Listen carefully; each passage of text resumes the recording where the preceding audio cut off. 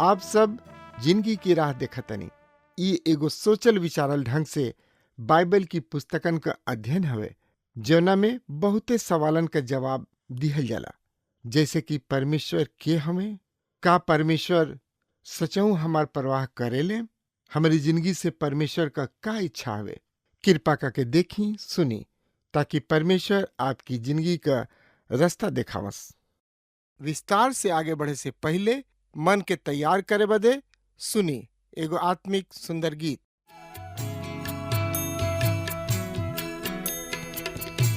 यीशु के शरणवा में शांति मिली है भाई, यीशु के आराधना में मन दा लगाई, यीशु के आराधना में मन दा लगाई, यीशु के आराधना में।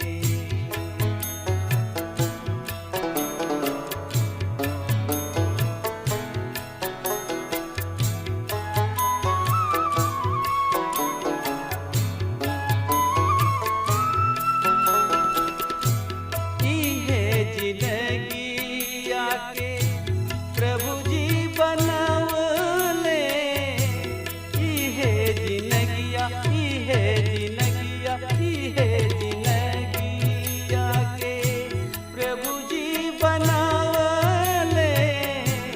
प्रेम के डगरिया में चलला सिखावले, पाप और लोभ में पड़ के, पाप और लोभ में पड़ के गैला भुलाई, यीशु के आराधना में मन दा लगाई, यीशु के आराधना में मन दा लगाई, यीशु के आराधना में।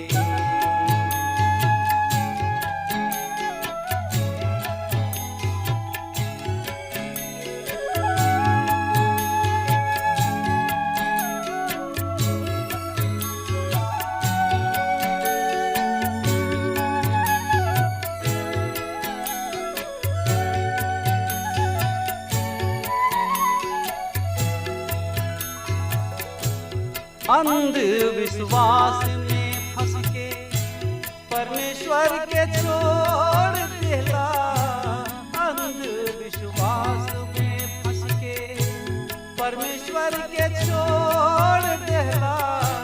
सोच विचार के देखा जिंदगी में का पैला, माटी के शरीर एक दिन,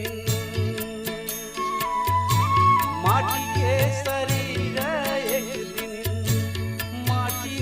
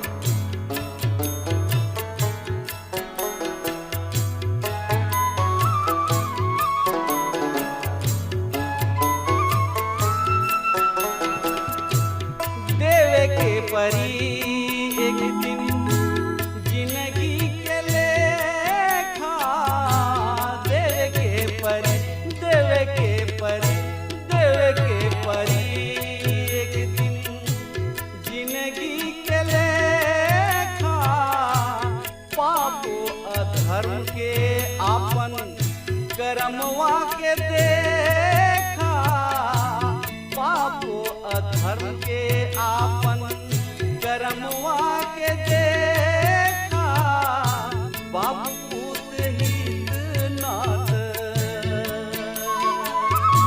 बाप पूत हित नाथ, केहू ना बचाई, यीशु के शरणवा में शांति मिली है भाई, यीशु के आराधना में मन त लगाई, यीशु के आराधना में।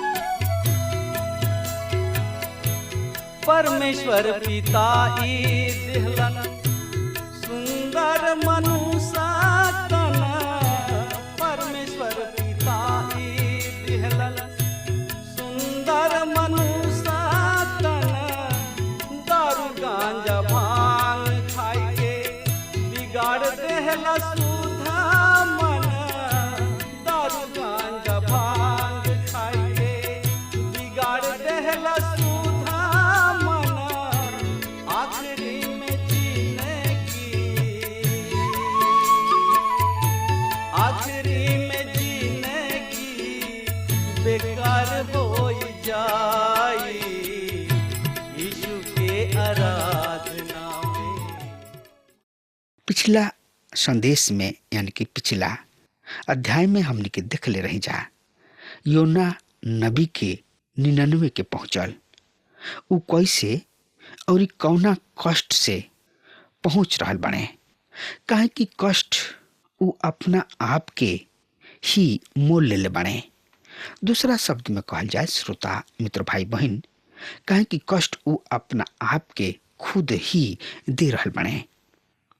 प्रभु परमेश्वर उनका के अपना काम के खातिर चुन ले रहन, लेकिन उ प्रभु के बात ना मान के उ एने ओने भाग रहल बने, जबकि उनका के परमेश्वर पहले ही बता देले रहन कि तोहरा 99 नगर में जाके प्रचार करे के बा और वहां के लोगन के बीच में सुसमाचार सुनावे के बा और वहां के लोग के बचावे के भी बा। लेकिन उ प्रभु के बात के ना मान के उ तरसीस के जाताने और एने ओने भटकताने, जौन की परमेश्वर की नजर में ठीक काम ना रहे। हाँ श्रोता मित्र भाई बहन, प्रभु परमेश्वर योना के चुन ले रहन, उनका से कहले रहन और समझौले रहन कि तोहरा 99 नगर में जाए के बा, लेकिन प्रभु की आज्ञा के उल्लंघन कइलन। ऐसे उनका दुख पीड़ा के सामना करे के पड़ल। प्रिय श्रोता मित्र भाई बहन, अगर वाकई प्रभु परमेश्वर चुनले बाने और आज्ञा देले बाने तो ओह आज्ञा के मान के प्रभु के साथ चले के चाहिए। अगर वह नहीं चल रहा तो कोनो और रोवो भी ऐसा बहुत समस्या के सामना करे के पड़ी, ओ समस्या से होके गुजरे के पड़ी, जैसे कि योना के समस्या के सामना करे के पड़ल। अगर प्रभु के बात के ना मान के रुआ प्रभु के शुभ संदेश सुनावत प्रभु के नजर में रुआ आशीष के पाइब, कोनो दुख मुसीबत के सामना ना करे के पड़ी। लेकिन हम एजा बात साफ करे चाहब कि दुख मुसीबत आई श्रोता मित्र भाई बहन, लेकिन विनाश के ना होई, वो तन की भर में खत्म हो जाई। हाँ मित्र, प्रभु रुआ के ओ संसार में से अलग कोई बने, ऐसे हमनी के चाहिए कि उनका आज्ञा सबकी बात मानत प्रभु के शुभ संदेश के सुनाई जा। जहाँ प्रभु के प्रचार, प्रभु के शुभ संदेश नइखे सुनावल गइल, उहाँ तक हमनी के सुनावे के बा, पहुँचावे के बा। और जहाँ भ्रष्टाचार बा, अनैतिकता बा, जहाँ एक दूसरा से जलन बा, भेदभाव बा, जहाँ प्रभु के ना मान के केहू औरी के आराधना, स्तुति, प्रशंसा कइल जाता, वहाँ शुभ संदेश के सुनावे के बा, हमन के प्रभु के आज्ञा के माने के बा और उनका कहल अनुसार चले के बा। काहे कि परमेश्वर केहू के भी ना चाहेलन कि केहू नाश होखे, केहू बर्बाद होखे, केहू पाप में सौनाइल होखे, केहू अन्य देवी देवता के माने और अपना सृजनहार, मुक्तिदाता, उद्धारकर्ता के भूल जाओ। मित्र, प्रभु परमेश्वर अपना स्वरूप और अपना समानता में बनवले मनुष्य के और आपन जिंदगी के सांस फूकले उनका नथुना में, और आज अपना जीवित प्रभु परमेश्वर के भुला के उनका बनावल हर चीज के आराधना कर रहल बने। और ये सब काम प्रभु की नजर में घोर पाप है, ओकरा के परमेश्वर कबो ना बख्शी है। हाँ श्रोता मित्र भाई बहन, और यही स्थिति 99 के लोगन का रहे। उन्हीं लोग अपना जीवित परमेश्वर की भुला गुल रहन। इससे प्रभु परमेश्वर योना नबी के चुनले और वहां पर भेजले और उनका द्वारा 99 के नगर के बचावल गइल। मित्र, यही तरीके दशा इसराइली सब में रहे।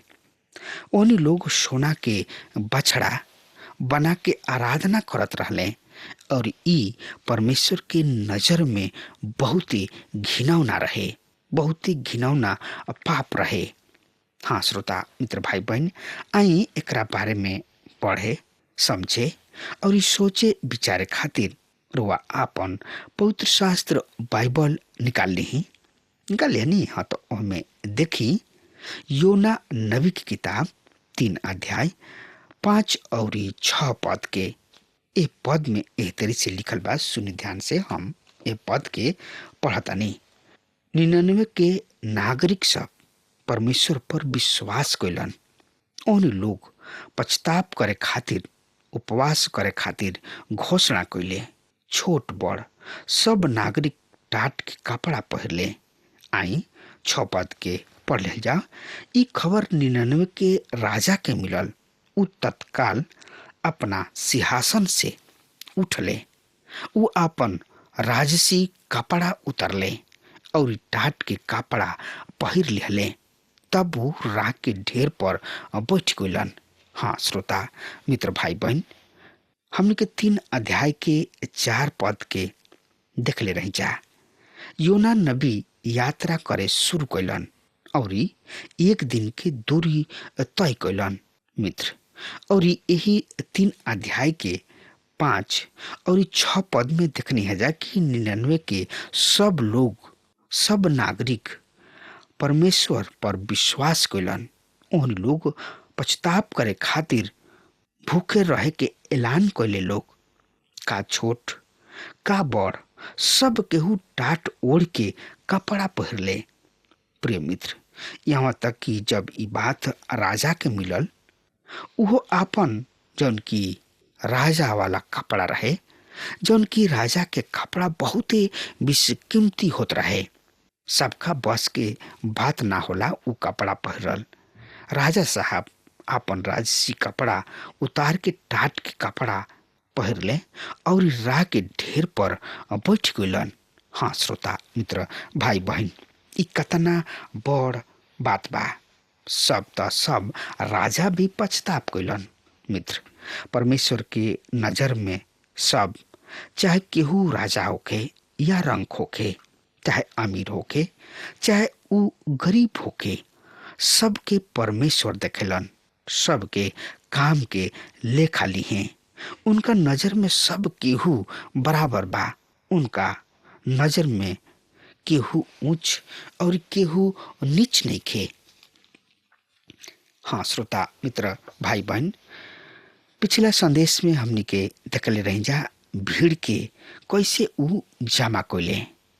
भीड़ के एक जगह जमा कोलन एगो बहुत ही बड़ समस्या बा और खास कर कोनो प्रचारक के खातिर ई बहुत ही स्वाभाविक और सहज सा बात बा। हमने खातिर जब हम चाहे कि ज्यादा से ज्यादा प्रभु के वचन के सुने, योना ई सब कैसे कैले हुई हैं। योना कोनो भी आधुनिक तरीका सबके प्रयोग ना कुले। उ कोनो सभा भवन में प्रचार करे खातिर ना गुले। ऐसन कोई गलत ना हो, लेकिन योना एह तरी ना कोइलन। योना भीड़ के मनोरंजन ना कोइलन और ना ऐसन करे के सोच ले भी। इस सब योना के तरीका ना रहे। योना जौना तरीका के इस्तेमाल कोइले वो आज के तरीका से एकदम काफी अलग रहे। उना के तरीका कुछ अलग सा रहे। वो ऐसन मनुष्य रहन जब वो मछली के पेट में छुपल रहन तब वो अलग रहन, और जब वो में 3 दिन और 3 रात रहले और ओकरा में से निकलने त ऊ अलग रहन। और एह कारण हम रउआ से कहतानी कि योना के प्रचार करे के तौर तरीका अलग सा रहे। योना जब मछली के पेट से निकलल हुई हैं तब वो अलग सा दिखाई देत हुई हैं, काहे कि वो मछली के पेट में जौन नीचे हुई उस सब योना के शरीर पर लागल हुई। और जब भीड़ ओकरा के देखत हुई तो योना से जरूर पूछले हुई, भाई तू कहवा से आइल बारा? और योना बतौले हुई है कि उ 3 दिन और 3 रात मछली के पेट में रहनी है। हम उ बतौले हुई है कि मछली हमरा के एह तरी से लीलस काहे कि हम यहोवा परमेश्वर के योजना से दूर भागत रही। और भीड़ ये बात के बहुत ही ध्यान से सुनले हुई हैं। श्रोता मित्र भाई बहन सुनले हुई है कि ना? हाँ श्रोता मित्र भाई बहन सुनले हुई हैं और पूछले हुई हैं कि योना के अब का करे के बा।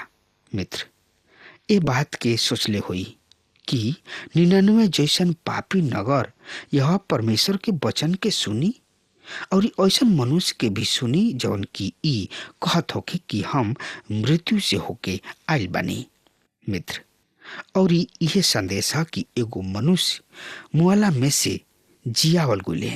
तो एकरा बारे में हमरा संगे पढ़े समझे और बूझे खातिर रुआ आपन पवित्र शास्त्र बाइबल खोल ले रही और ओहमे देखी रोमियो के पत्री 4 अध्याय 24 और 25 पद एह तरी से बता रहल बा।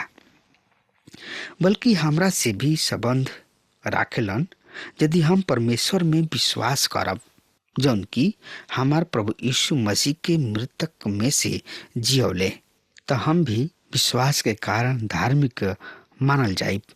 उहे प्रभु यीशु मसीह हमारा अपराध के कारण पकड़वावल गुले और हमने के धार्मिक ठहरावले खातिर जी उठले। हाँ मित्र, पर हमने खातिर भी जौना के खातिर विश्वास धार्मिकता गिनल जाओ, अर्थात हमने खातिर जे उनका पर विश्वास करलन जौन की हमने के प्रभु यीशु मसीह के मुआला में से जियौले, ऊ हमने के अपराध सब के खातिर पकड़वावल गुले और हमने के धर्मी ठहरावे खातिर जियावल भी कोइलन। योना नगर में घूमत ही न्याय के संदेश के देवे शुरू कैले। हमरा ऐसन लागता कि योना 99 के लोगन के बितला पर 99 उलट दिहल गइल। 99 यह परमेश्वर पर विश्वास करताड़े। योना नबी की किताब 3 अध्याय के 5 पद एह तरी से श्रोता मित्र भाई बहन बखान कर रहल बा। सुनी ध्यान से, हम ए पद के रुआ सामने पढ़े जा रहल बानी। 99 के नागरिक सब परमेश्वर पर विश्वास कैले। ओहनी लोग पछताप करे खातिर उपवास के घोषणा कैले। छोट सब बड़ नागरिक टाट के कपड़ा पहले तब 99 के मनुष्य सब परमेश्वर के वचन के प्रतीति कैले। ये बहुत ही सुघर कथन है श्रोता मित्र भाई बहन, जौन की हमनी के पुराना नियम में पावतानी चाह। यह परमेश्वर सबसे हमेशा यह चाहलन कि सब ही उनका पर विश्वास करे। वो कौना विषय पर विश्वास करावे के चाहताड़े? वो चाहताड़े कि हम एह पर विश्वास करी कि यह परमेश्वर हमने खातिर बहुत कुछ कैलन। हमने के विश्वास करी जा कि प्रभु यीशु मसीह हमने खातिर मुअले, ऊ हमरा और रउआ खातिर मुअले, और हमरा और रउआ पाप सब के खातिर मुअले। हाँ श्रोता मित्र भाई बहन, 99 के लोग यहोवा परमेश्वर पर विश्वास कैले, और ई बात आज भी बहुत ही महत्वपूर्ण बा। आज जौन की सबसे बड़ आवश्यकता बा ऊ ई ह कि हमने के यहोवा परमेश्वर पर विश्वास करी जा। 99 के लोग ऐसने ही कैले और उपवास के प्रचार कैलन। उन्हें लोग टाट के ओढ़ले और बड़ से लेके छोट तक सब केहू ऐसन कैल। हाँ श्रोता मित्र भाई बहन, तो एकरा के पढ़े समझे और सोचे विचारे खातिर आई हमने के फिर से पढ़ ले जाओ। योना नबी की किताब 3 अध्याय 6 पद एह तरी से बखान कर रहल बा। ई खबर 99 के राजा के मिलल।